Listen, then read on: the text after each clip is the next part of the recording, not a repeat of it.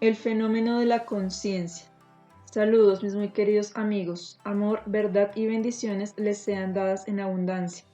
Abran sus canales más internos y permítanse fluir desde adentro. En esta conferencia deseo tratar con ustedes el fenómeno de la conciencia, el cual es extremadamente difícil de explicar para la mente humana, para el estado de conciencia humano. Para el estado de conciencia humano, este tema es todavía muy limitado, así que en el intento por darles un mayor entendimiento, puede disminuir la limitación y ustedes aumentar su estado de conciencia. La conciencia permea a todo el ser, a toda la creación, a toda la existencia, a todo lo que es. En su fondo dualista hablan de conciencia y energía como si fueran dos fenómenos separados. Esto es incorrecto. La conciencia es creadora de energía y la energía debe contener conciencia, varios aspectos de conciencia, variaciones y grados de conciencia. No hay energía física, biológica, eléctrica o atómica que pueda siquiera equipararse a la potencia de la energía de la conciencia directa. Con esto me refiero a la energía del pensamiento, del sentimiento, de la intención, de la actitud, de la creencia. Cada pensamiento es energía. Esta energía la experimentan como sentimiento. No puede haber un pensamiento, aun el más mecánico, muerto, estéril, interrumpido, que no contenga también sentimiento.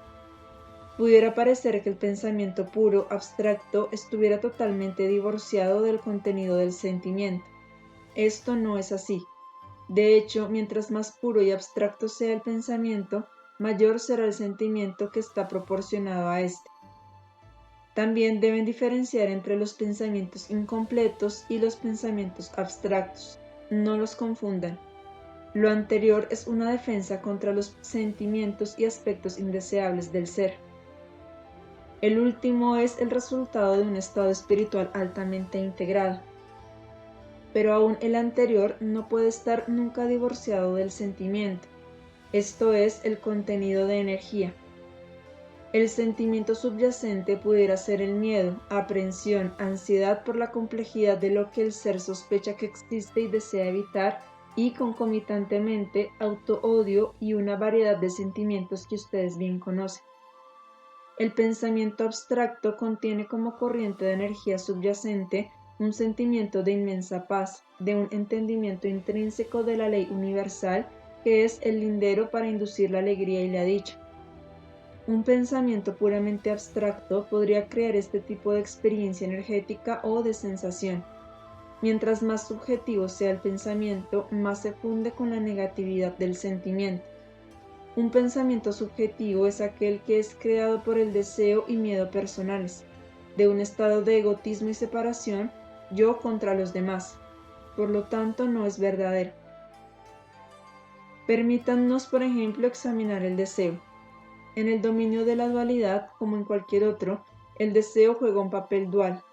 El deseo desde un punto de vista espiritual puede ser indeseable, para usar una paradoja, ya que un deseo muy fuerte, muy intenso, un deseo subjetivo, deseos que parten del ego y sus distorsiones, apartan al hombre del centro de su ser.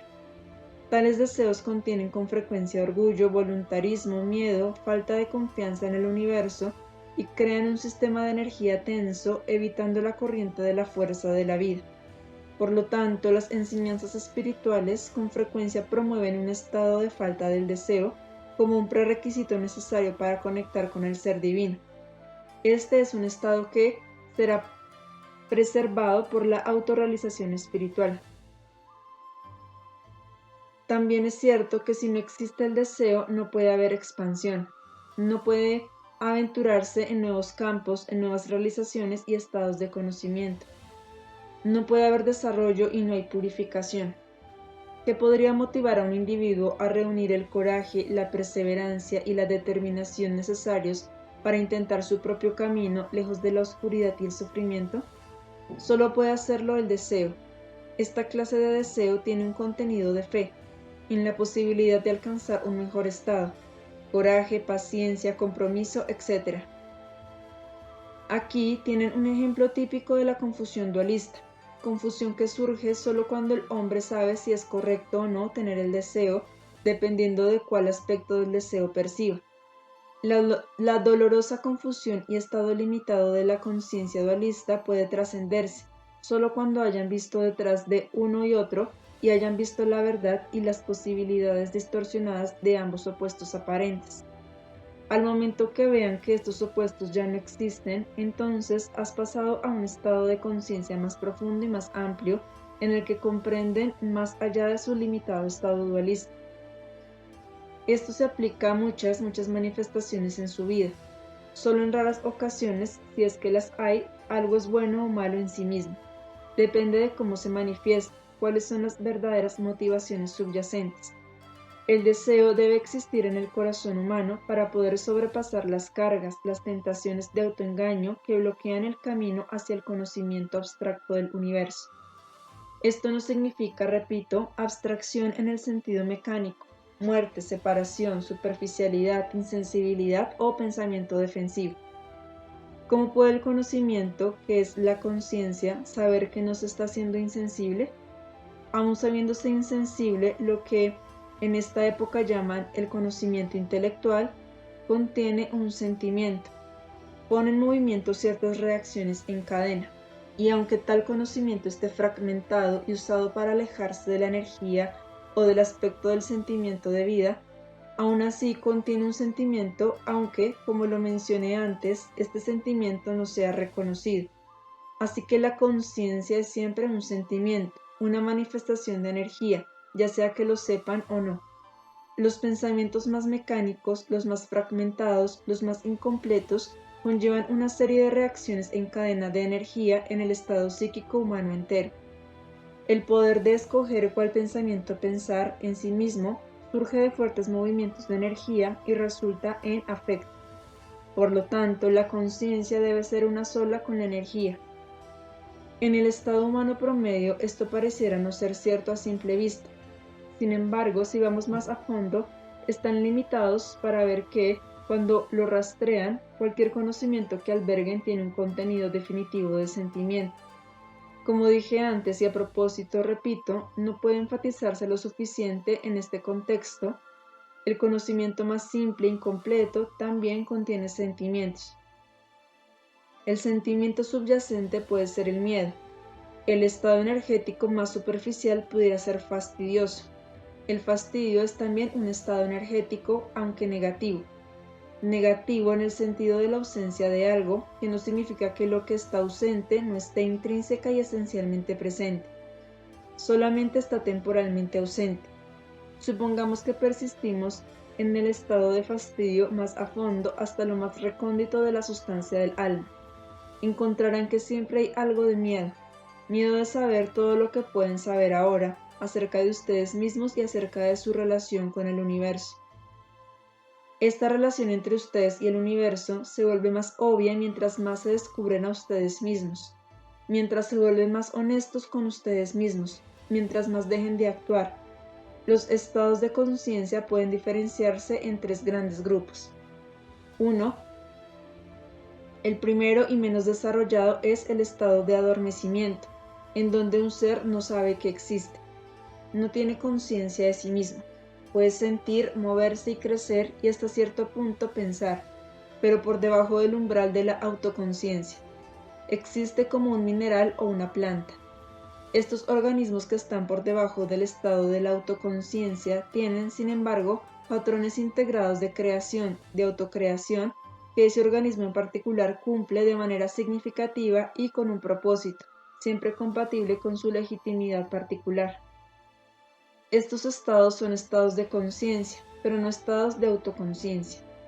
Tomemos por ejemplo la vida de una planta. Cumple con su plan integrado, solo que su ahora conciencia dormida pudo crear esta impresión con todos sus ciclos legítimos por medio de los cuales ese organismo vive, se expande, muere, se reincorpora a sí mismo, se da nacimiento a sí mismo, se expresa a sí mismo y continúa en ese mismo ciclo. Esto requiere de un inmenso plan inteligente que solo pudo fabricar conscientemente. Algo así no puede suceder por sí mismo, no puede ser un proceso muerto, desconectado.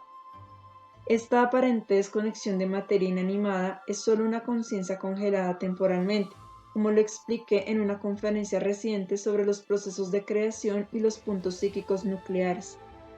Cuando la conciencia crea en una cierta dirección, la chispa de vida desciende lentamente, hasta que la corriente de energía se petrifica.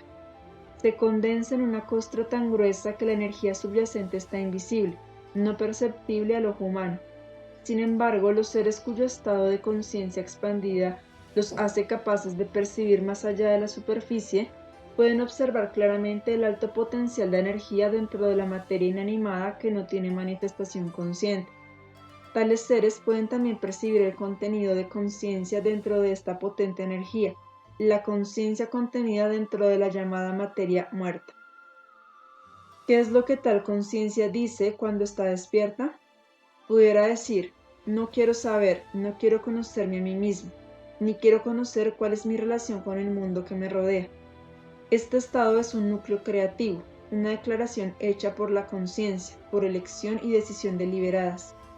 Esta declaración desencadena una inexorable serie de eventos, llevándola de forma gradual pero segura hacia el estado condensado y más bajo, en el que finalmente se convierte una costra endurecida y aparentemente muerta. Esto es lo que se compone la materia. Esto es de lo que se compone la materia. La secuencia de eventos y el estado de negación de la verdad. Sin embargo, una vez que el proceso de endurecimiento se activa, la materia misma puede ser usada por la afirmación de vida consciente y los propósitos positivos. Por lo tanto, la conciencia libre puede comunicarse con la sustancia de vida y con la conciencia que está dentro de la materia endurecida.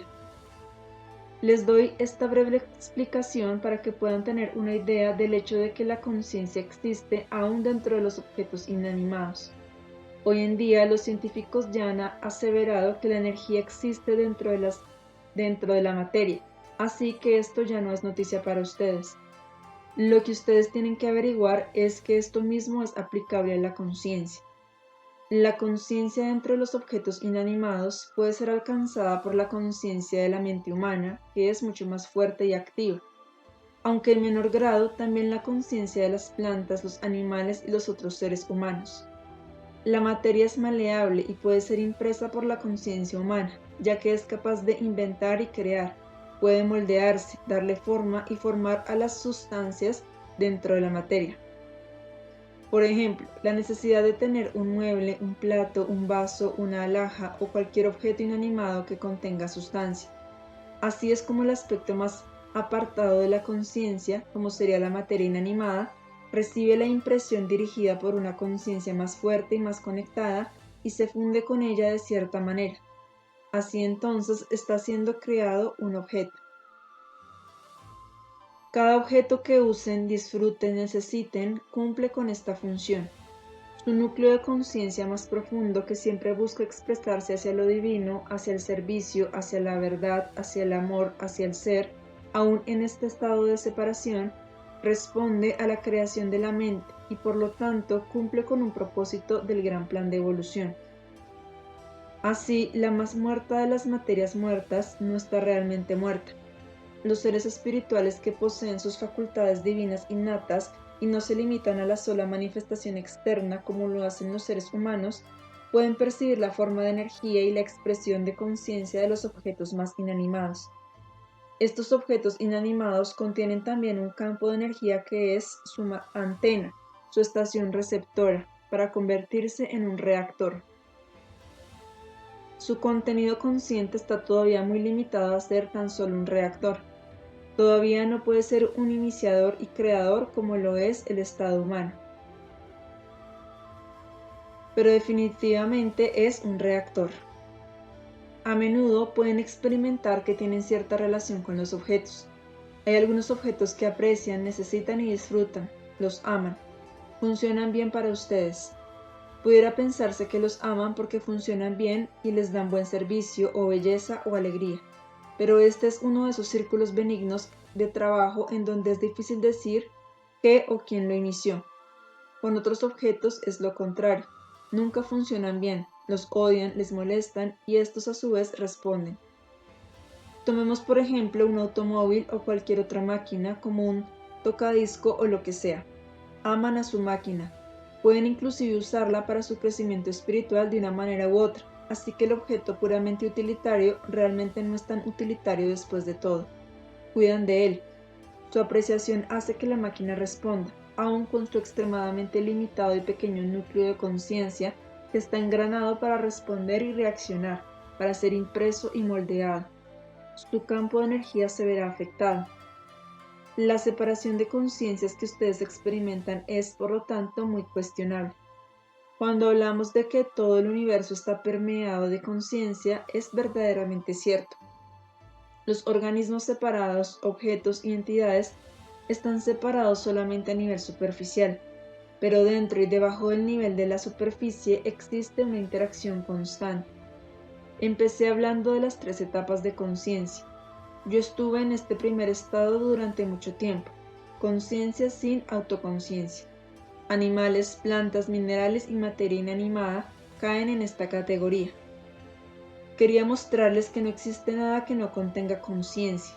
Es desde luego mucho más fácil ver esto con los animales, las plantas y aún con los minerales que tienen su proceso de crecimiento y cambio, aunque mucho más lento que las otras categorías. 2.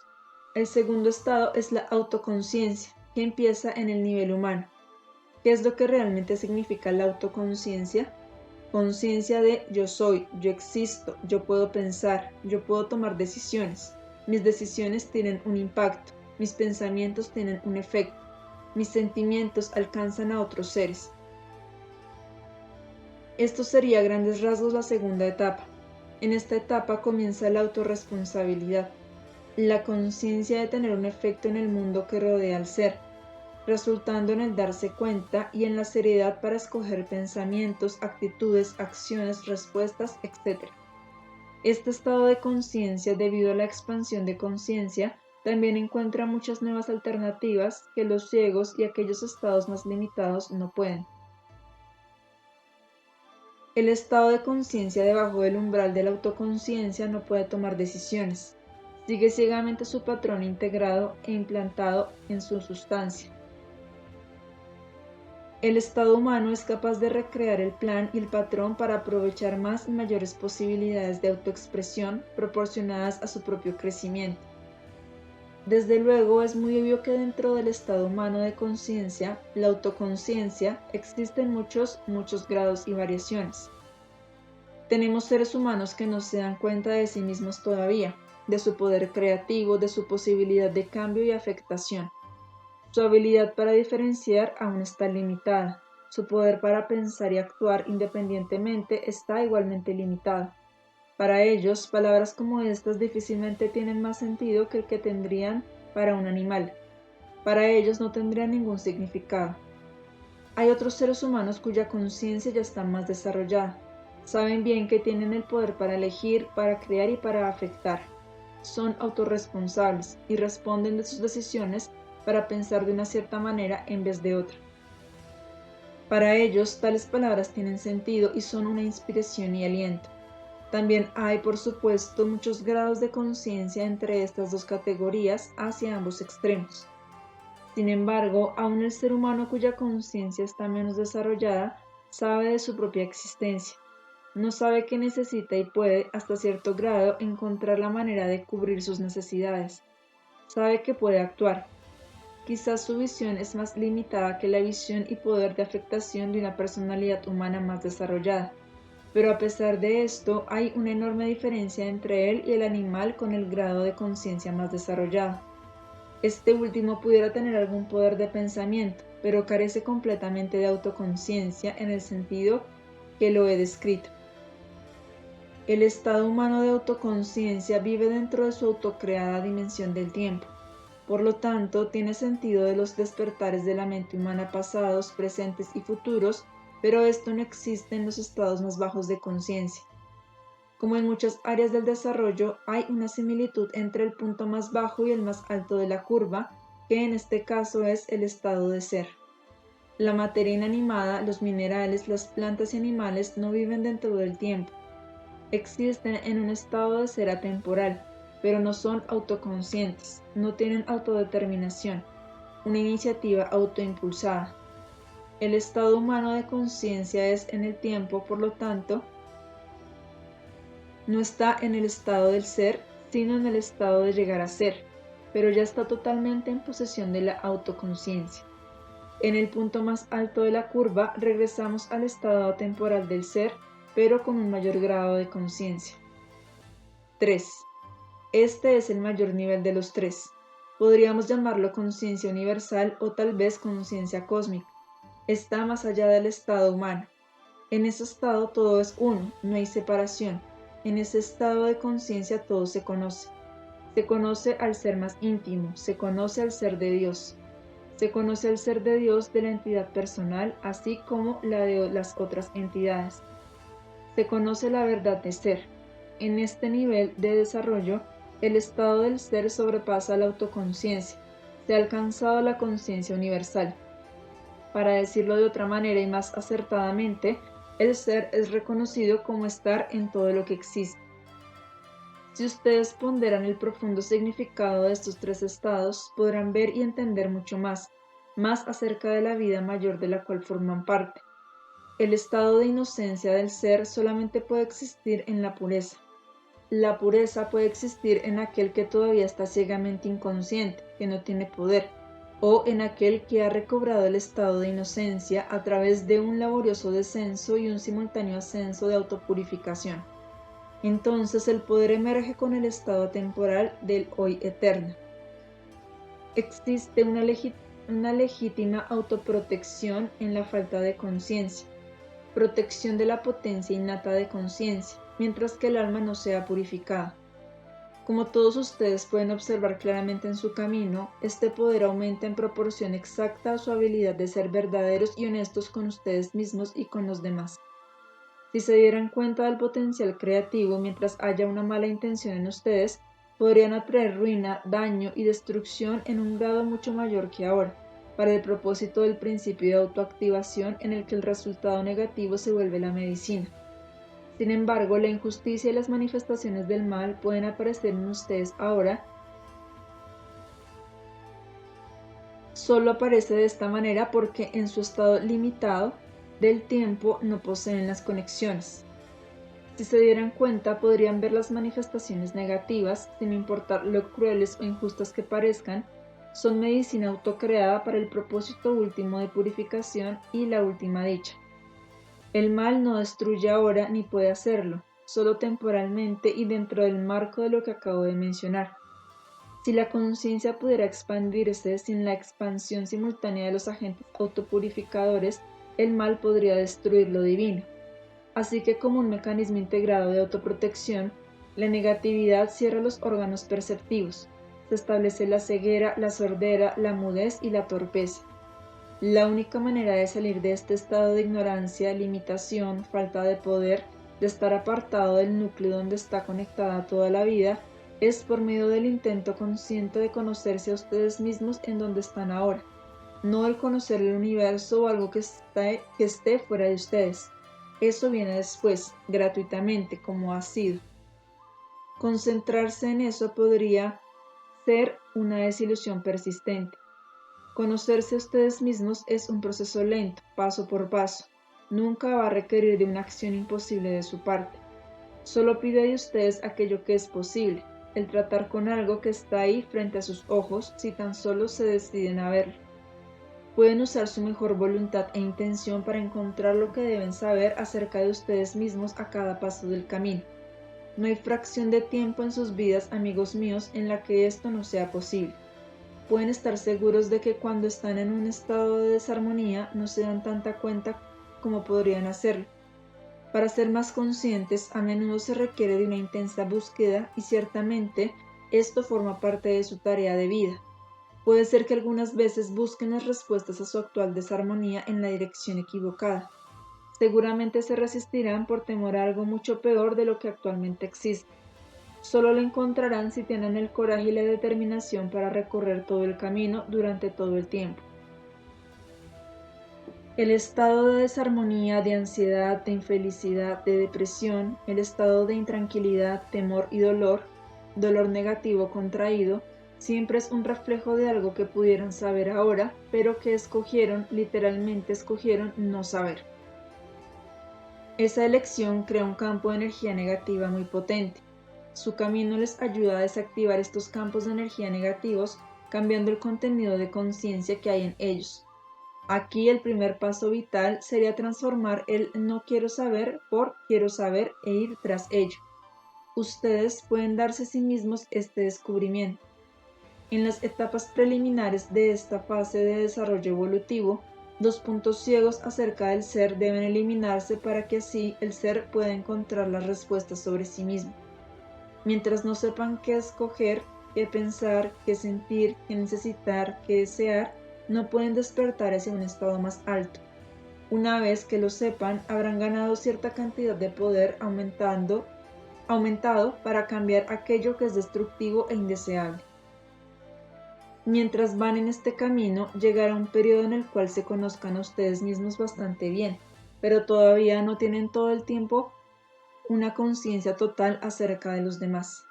Por ello están a oscuras con la manifestación de los otros.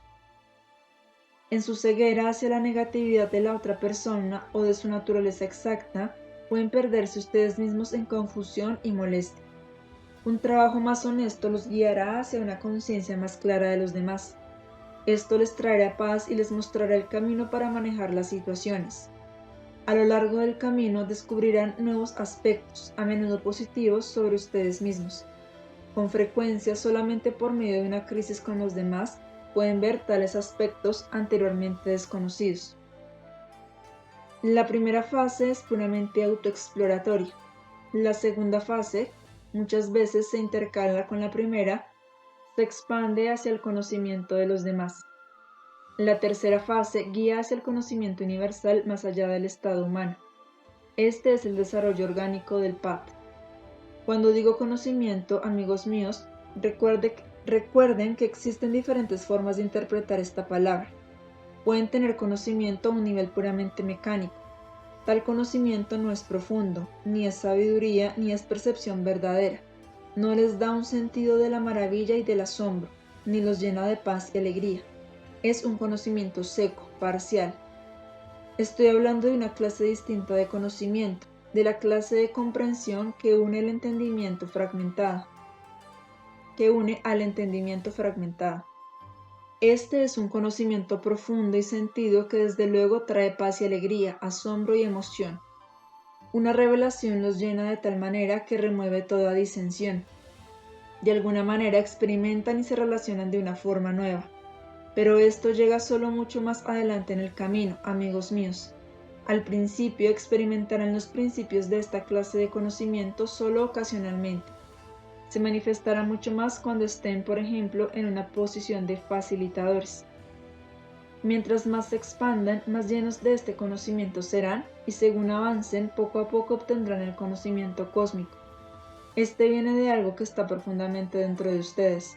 Trasciende lo personal, es atemporal y les da una profunda conciencia de la vida siempre presente y continua que son ustedes y que lo es todo. Esto los llena con una alegría, paz, seguridad y gratitud indescriptible por todo lo existente. Esta conciencia, amigos míos, debe ganarse. La conciencia cósmica no puede alcanzarse directamente. Es el estado final de la autoconciencia expandida que cultivan en un camino como este. Lo que les he dicho en esta conferencia está específicamente diseñado para que se den cuenta de la potencia de sus pensamientos, de la potencia de cada pensamiento que deciden pensar, de cada actitud que deciden adoptar. Los pensamientos crean experiencias y respuestas y también crean dentro de ustedes mismos. Ahí crearán ya sea nuevos campos de energía o reforzarán, reafirmarán y se atarán a uno antiguo, dependiendo de si el pensamiento o la intención son nuevos o si es una repetición de los antiguos. Obviamente ambas alternativas pueden aplicarse a lo real o a lo falso, a los campos de energía constructivos o destructivos.